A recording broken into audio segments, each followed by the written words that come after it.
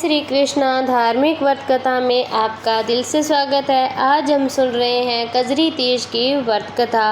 कजरी तीज पूजा विधि। कजरी तीज को किस प्रकार महिलाओं को करना चाहिए उसकी विधि आइए हम सभी सुनते हैं।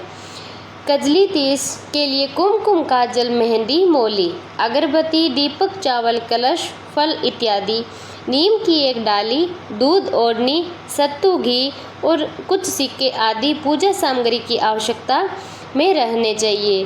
पहले कुछ रेत जमा करें, उससे एक तालाब बनाएं। यह ठीक से बना हुआ होना चाहिए ताकि इसमें डाला गया जल बाहर न निकले। अब तालाब के किनारे मध्य में नीम की एक डाली को लगा दीजिए और इसके ऊपर लाल रंग की ओढ़नी भी डाल दीजिए। इसके बाद पास गणेश जी और लक्ष्मी जी की प्रतिमा विराजमान कीजिए।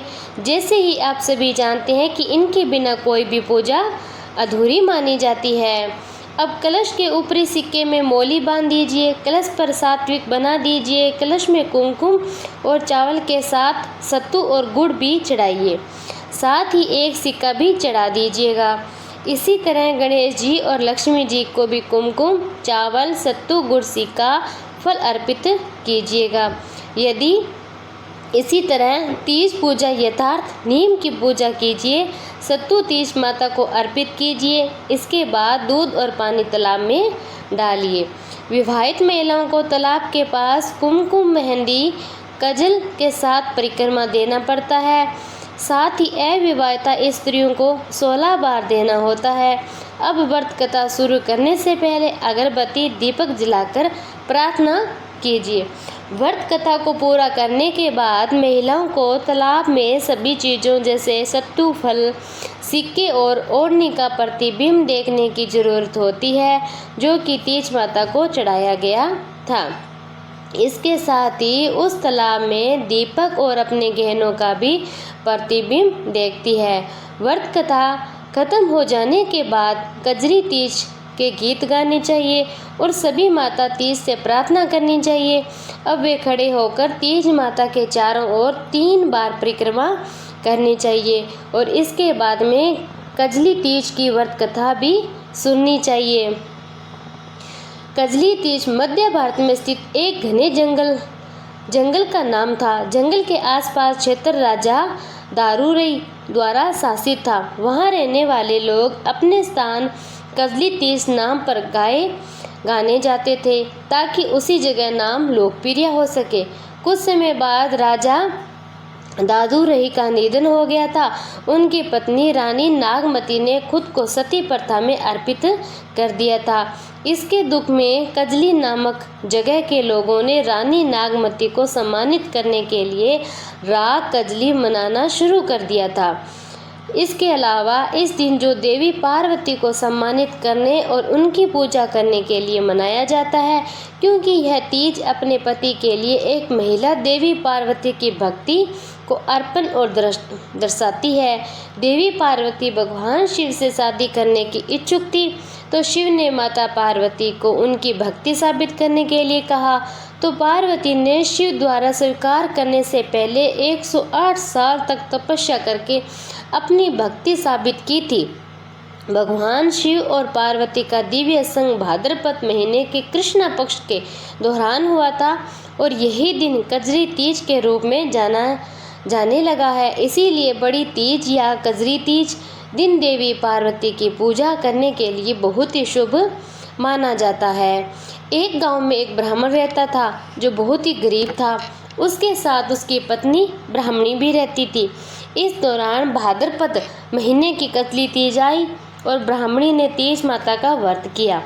उसने अपने पति यानी ब्राह्मण से कहा कि उसने तीज माता का व्रत रखा है और उसे चने का सत्तू चाहिए, कहीं से ले आओ। अब ब्राह्मण ने ब्राह्मणी को बोला कि वो सत्तू कहाँ से लाएगा। इस पर ब्राह्मणी ने कहा, नहीं, मुझे तो सत्तू ही चाहिए, फिर चाहे चोरी करो या डाका डालो, लेकिन उसके लिए सत्तू लेकर आना है। रात का समय था। ब्राह्मण घर से निकलकर साहूकार की दुकान में घुस गया। उसने साहूकार की दुकान में से चने की दाल, घी, शक्कर, घी 1.25 किलो तोल लिया।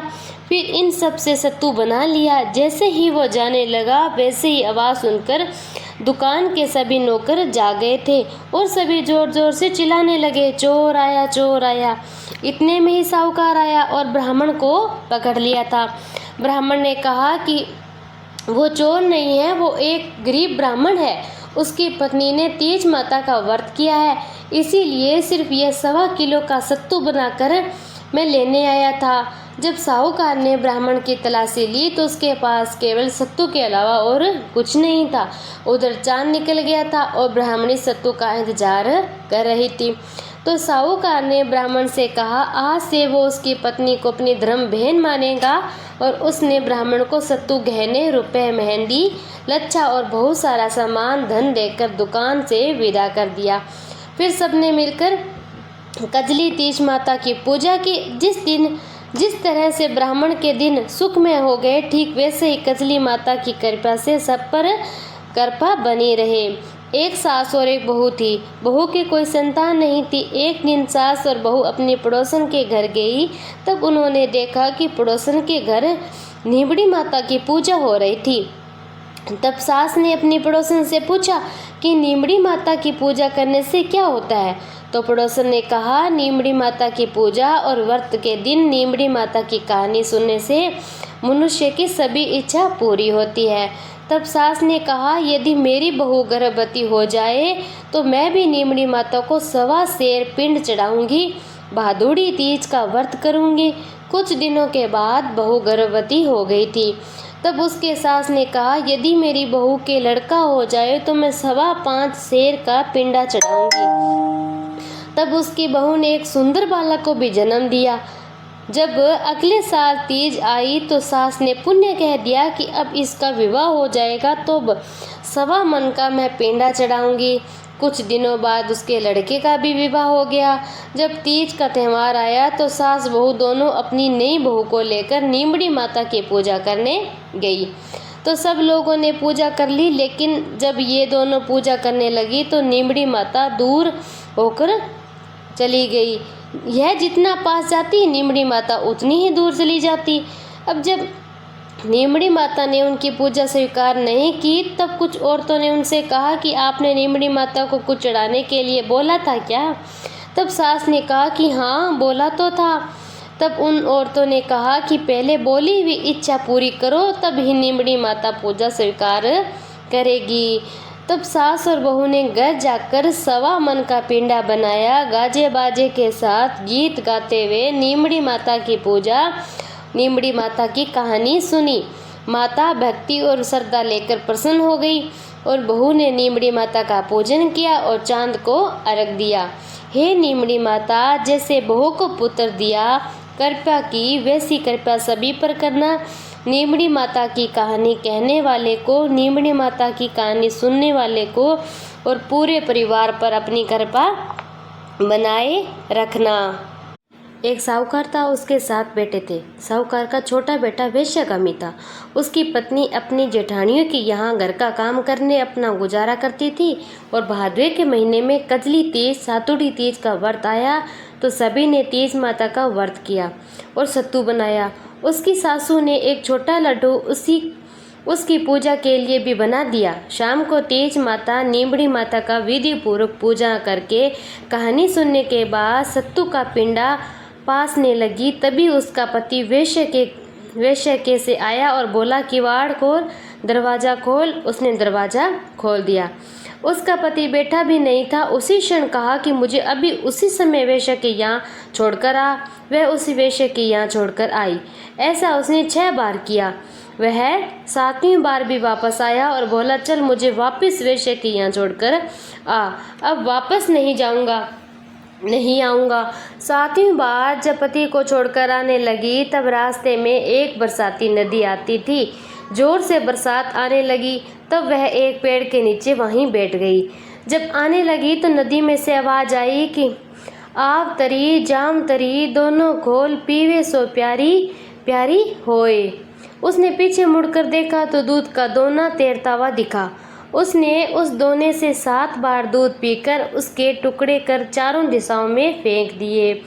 तेज माता की ऐसी कृपा हुई कि उसके पति को पत्नी की याद आई और वेश्या से बोला, मैं तो अपनी पत्नी के पास जाऊंगा। वेश्या ने अपना सारा धन उसको देकर विदा किया। पति सारा धन लेकर घर आ गया और आवाज़ लगाई कि किवाड़ खोल, दरवाज़ा खोल।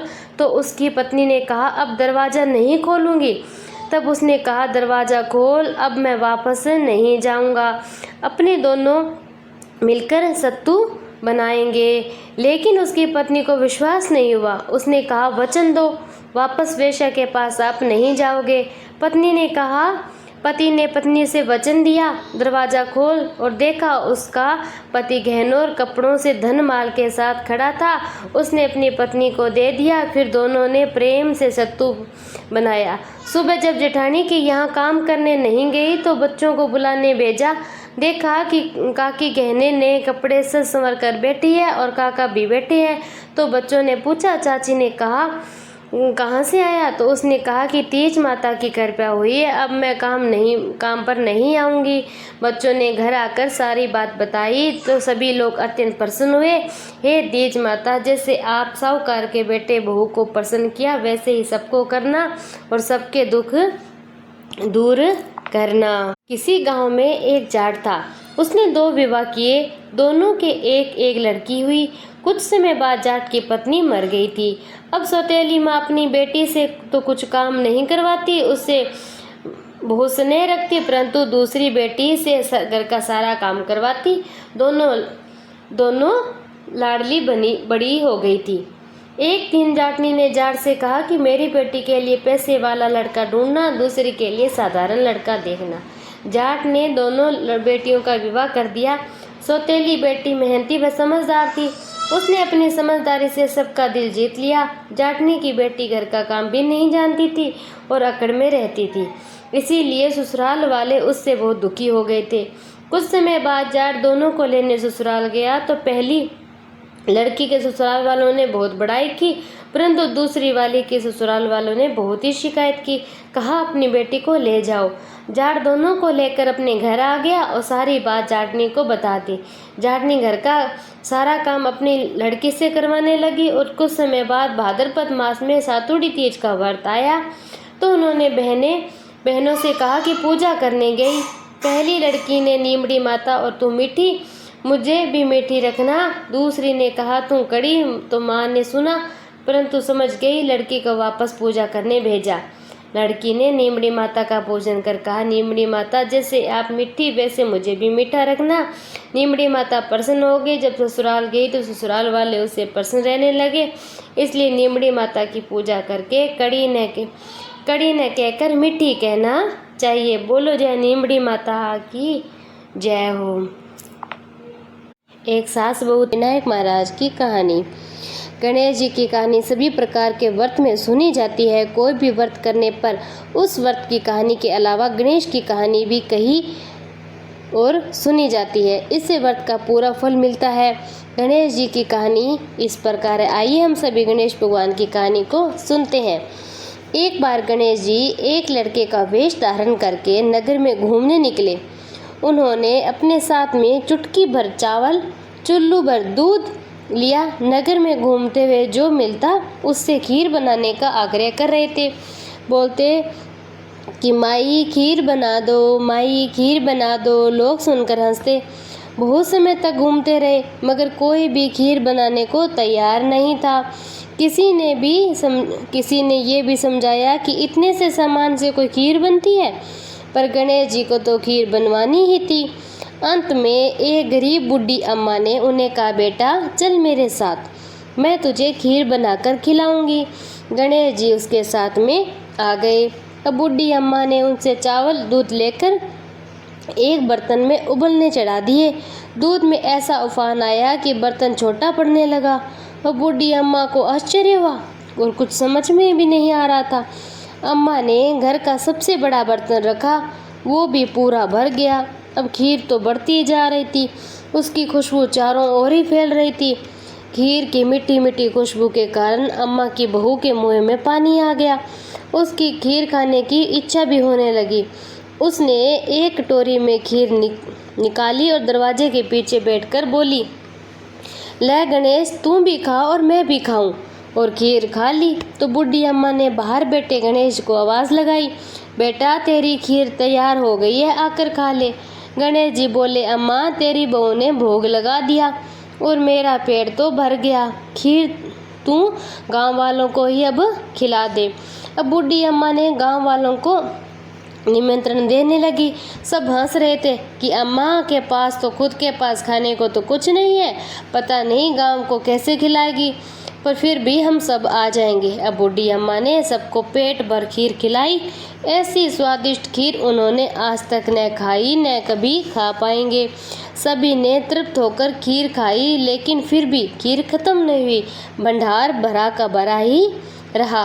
हे गणेश जी महाराज, जैसे खीर का भोग लगाना भरा रहा, वैसे ही हमारे घर का भंडार आप सदा भरे रखना। बोलो गणेश भगवान की जय हो।